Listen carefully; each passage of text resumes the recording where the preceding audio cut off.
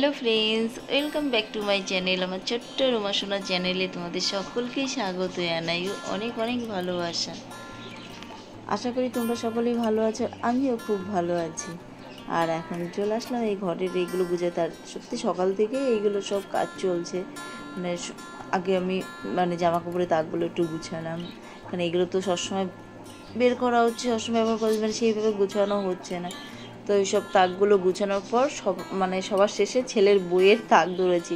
ছেলের বইয়ের তাক যখন ধরেছি, আগে আমি সব গুছিয়ে রাখতাম, এখন নিজের মতো নিজে কখন কোন খাতা লাগলো বই লাগলো সব নিজে গোছায়। তো সেই জিনিসগুলো এখন দেখা হয় না। তো সব এলোমেলো, একদম বই থেকে শুরু করে তোমার খাতার থেকে শুরু করে। আর ওকে বলাই থাকে যে পড়ার, বাড়ির সবসময় পড়ার খাতা আলাদা, স্কুলের খাতা আলাদা, এমনকি প্রাইভেট পড়তে যাওয়ার সেগুলোর খাতাও আলাদা করে কী করে সব একসাথে করে রাখে। আর হলো কোথাও যখন যেখানে যেই স্যারের কাছে পড়তে হবে তখন অসুবিধা হয়ে যায়। আর বিশেষ করে পেন্সিল বক্স যে কতগুলো, ওর একটা হ্যাবিট, যেখানেই যাক না কেন যদি নতুন বা অন্য ধরনের পেন্সিল বক্স দেখলেই হয়েছে ও কেনা চাই। ব্যবহার হয়তো বেশি দিন করে না, হয়তো কদিন করে, কিন্তু এরকম এত শখ ওর পেন্সিল বক্সের। আর কাঠের এই পেন্সিল বক্স 3-4টে তো আছেই। তারপরে এমনি তোমার হলো পেন্সিল পেন রাখার যে বক্সগুলো সেইগুলো আছে। তো এইগুলো সব বুঝে, তারপরে কি সবগুলোই ভালো আছে। তো আমি ভাবি যে একটা হয়তো তাও একটা চেঞ্জ করেছিলাম, একটু ওটা একটু ডিফেক্ট ছিল, তো সেইগুলো চেঞ্জ করলাম। আর তোমার রাবার রুল পেন্সিল, যেহেতু শেডিং শেখে, তো শেডিংয়ে প্রচুর পেন্সিল থাকে। তো অনেক সময় সেগুলো কিছুটা শেষ হয়, সেগুলো শেষ হওয়ার আগে তারপরে আগে যেহেতু প্যাস্টেল কালার ছিল, এখন যেহেতু ওয়াটার কালার, কোনো ব্যাপার।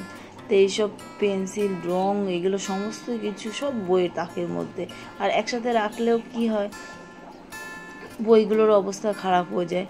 হ্যাঁ, তারপরে পেন্সিল, একটা পেন ধরো পেন রাখলো, পেনের হয়তো মুখটা হয়তো কোনোটা আটকালো, কোনোটা হয়তো আটকিয়ে রাখলো না। তো এইসব জিনিসগুলো সব, এইসব দেখো না এলোমেলো সব, আমি সব পেন্সিল বক্সে যে কটা পেন্সিল বক্স মোটামুটি আছে সবগুলোর মধ্যে পেন রেখে দিয়েছি। আর যেগুলো সবসময় বলেছি যে ব্যবহার করি, নীল কালির পেন, কালো কালির পেন, এই দুটো কালি তো সবসময় ব্যবহার করা যায়, রুল পেন্সিল, রাবার।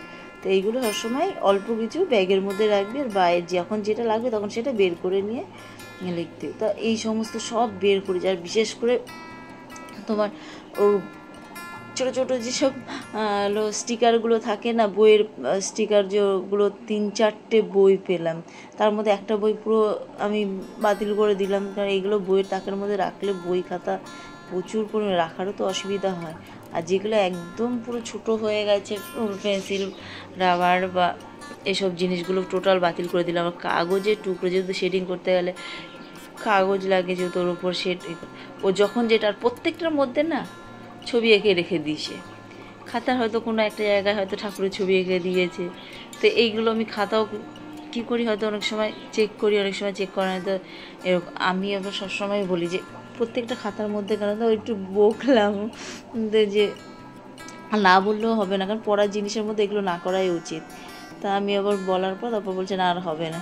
তো এই সমস্ত কিছু। আর পেজ, হয়তো পরীক্ষা নিল, হয়তো কোনো সময় হয়তো নিজের দরকারে সব পেজ ছেড়ে, তারপরে তার মধ্যে তোমার A4 সাইজের পেজগুলো আছে, সেইগুলো খোলাম। এইসব জিনিসগুলো একটা ফাইলের মধ্যে রাখলেও সেই জিনিসটা ভালো থাকে। ফাইলের সমস্ত কিছু খোলা ওইভাবে পড়ে রয়েছে, স্কেলের মতন, কারণ কাঠের স্কেল আছে, তোমার হলো এমনি স্কেল আছে।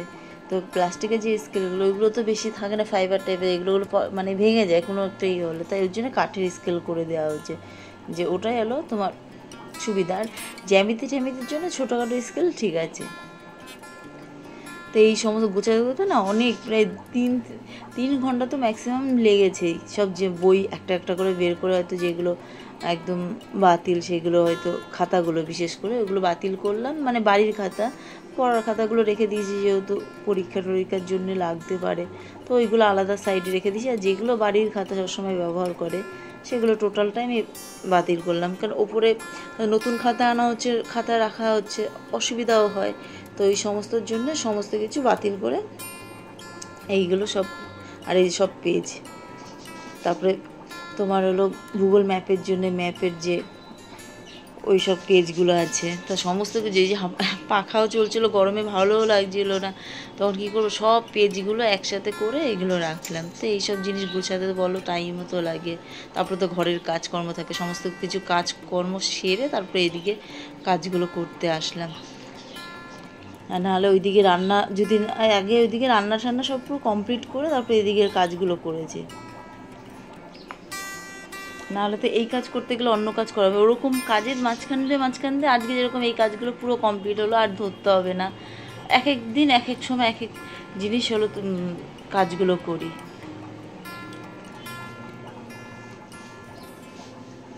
একদম পুরো একদম ক্লিয়ার হয়ে গেল সমস্ত কাজ, যা বাকি ছিল ওর বই খাতার থেকে শুরু করে সমস্ত কাজগুলো কমপ্লিট হলো। এদিকেও আমার হলো আরও দুটো তাক ছিল, সব জিনিসপত্র যেগুলো সবসময় ব্যবহার করি, অনেক সময় হয়তো যেই সব জিনিসগুলো ব্যবহার করা হয় না সেই সবগুলো বাতিল করলাম। যাই হোক, সব কাজ কমপ্লিট হয়ে গেলো একদিনের মধ্যেই। আর তোমাদের যদি ব্লগটা ভালো লাগে তাহলে লাইক, শেয়ার, সাবস্ক্রাইব অবশ্যই করো। ভালো থেকো, সুস্থ থেকো, গুড বাই। দেখা হচ্ছে নতুন একটা ব্লগের সাথে।